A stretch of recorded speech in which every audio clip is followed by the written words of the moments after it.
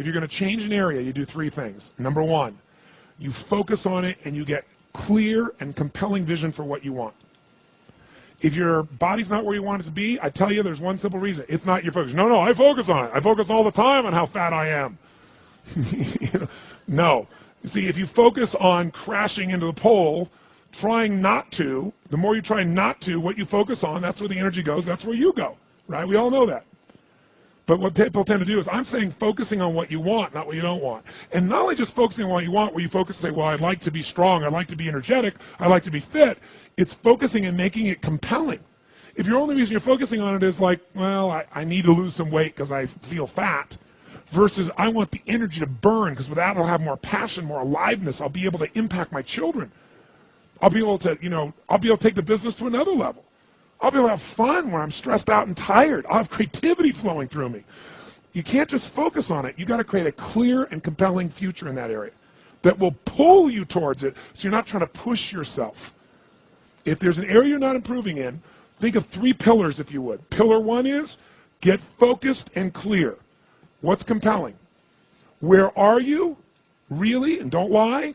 Where do you want to be? And make it so compelling you can't help it. When you wake up in the morning, you want to transform this area of your life. So the quality of your life already is better just because you are so excited about what you're after.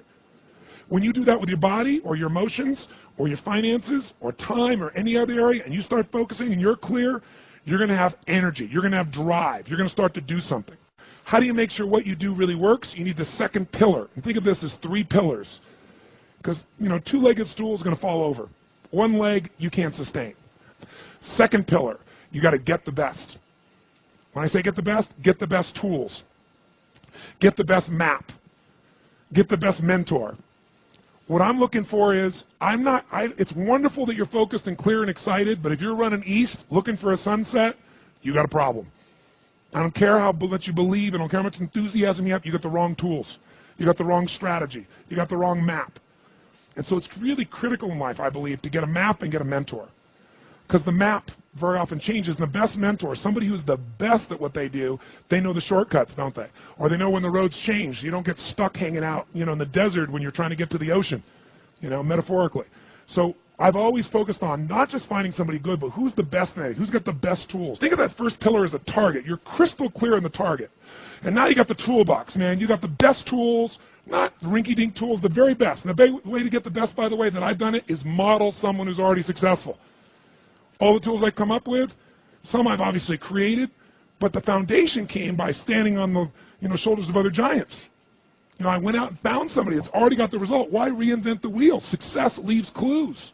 Find the best, figure out what they're doing, do that. Alter it, find your view of it, but start with what already is working rather than starting from scratch and trial and error. But if you've got that focus, the target, and you got the toolbox, and you're still not getting what you want, it's because you got inner conflicts. That's the third pillar. You've got to resolve your inner conflicts. Because as I try to explain to you, 80% of success in anything is your psychology and 20% is the mechanics. So those inner conflicts are when you take 2 steps forward and you pull 3 steps back. Right? When you say, boy, I'm totally committed to this, but you don't follow through. This is my expertise, the why guy part. Why? Why do you keep saying you want this? You have crystal clarity, you have the tools, and you're still not getting it? There's a conflict in you.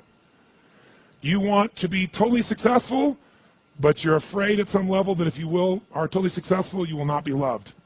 You'll be rejected. You want to be in a position where you have total free time and you want to build a billion-dollar enterprise. These are conflicts. You really, truly know you got the tools and talents to make this happen, but a part of you doesn't think you deserve to succeed because it's something you did at some point in your life or something you made up. Or you think making money or being successful economically is not spiritual. And you're committed to being spiritual, and yet the other part of you, it's the inner conflicts between fighting parts. So what do we do in this third pillar? Think of it as a vault we got to unlock. Think of it as unlock and unleash. That's the third pillar. The way you unlock and unleash is you identify the conflicts. You get clear what they are. So you may have total clarity, even the tools, but how can you totally unleash and commit when you're being pulled in 2 different directions? You say, Tony, how do I solve that? There isn't one way. You've got to get clear about what's most important to you today, not what you think you should do based on an old blueprint, an old belief system, your parents, society, your friends. Otherwise, you'll succeed and not be fulfilled. So once you identify the conflicts, now what you got to do is align. Align your life with what you really value. Align your life with what is most important to you. And then once you are in a position where you're aligned, guess what you'll do? Take action. You won't even have to work at it. When everything's in alignment, there's nothing pulling you away, boom, you go for it. But when you say, I want a relationship, but at the same time, simultaneously, I want to be in a position where, I never have to, I only get what I want every moment, or I never have to commit to anything, then obviously you're never going to get there. That inner conflict must be resolved. Once you align and you take action, guess what's going to happen? You're going to achieve. And once you achieve, you succeed. When you succeed, I'll tell you what you got to add to it.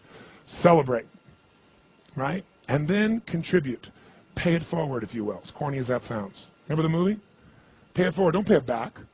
Take what you've got, what you've learned, and bring it to someone else. And if you bring it to someone else, it continues that cycle of fulfillment, of joy, of meaning in your life. Everything works.